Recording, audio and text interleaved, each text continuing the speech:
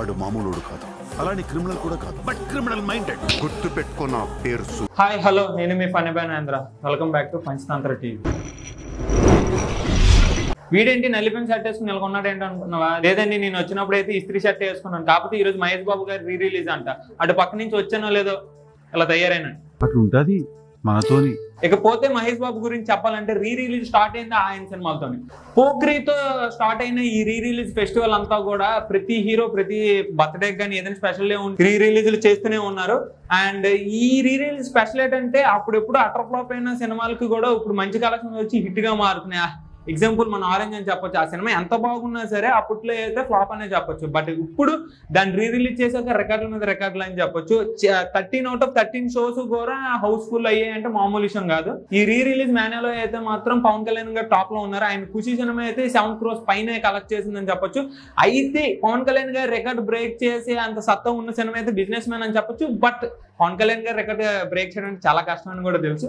చూద్దాం ఈ సినిమా ఏమైనా బ్రేక్ చేయగలదా లేదా. ఇప్పుడు చెప్తున్నా, మీరు గానీ మీ సిస్టమ్ గానీ టచ్ అండ్ రేంజ్కి వెళ్తాం. ఈ సినిమా కోసం ఫ్యాన్స్ అయితే చాలా సంవత్సరాల నుంచి గా వెయిట్ చేస్తున్నారు. అయితే ఈసారి అయితే వచ్చేసింది అనమాట బిజినెస్ మ్యాన్. అయితే ఈ business man early morning 6 o'clock నుంచే రచ్చ మామూలుగా లేదు. థియేటర్ల దగ్గర ఫ్యాన్స్ హడావిడి అయితే ఓవర్ ద టాప్ అని చెప్పొచ్చు.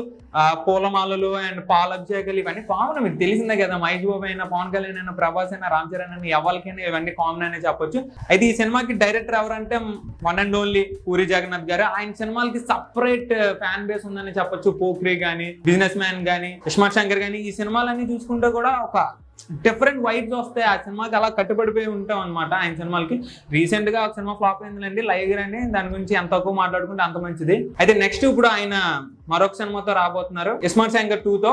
మహేష్ బాబు గారు కూడా కొత్త సినిమాతో రాబోతున్నారు. దాని డైరెక్టర్ త్రివిక్రమ్ శ్రీనివాస్ గారు. అయితే వీళ్ళిద్దరు కాంబినేషన్ అయితే మంచి హిట్ పడబోతుందనే చెప్పొచ్చు. అండ్ పూరి జగన్నాథ్ గారికి కూడా మంచి హిట్ రావాలని కోరుకుంటున్నాం. యాక్చువల్లీ ఇంత ఫాస్ట్ గాబరికి ఎందుకు చెప్తున్నానంటే షోకి టైం అవుతుంది. మీతో వీడియో చేసుకుని కూర్చొని షో చూడలేను అనమాట. అందుకని మీరు కూడా ఈ వీడియో చూసి వెంటనే షోకి వెళ్ళి మాతో పాటు వచ్చండి. Do subscribe to Panchatantra TV.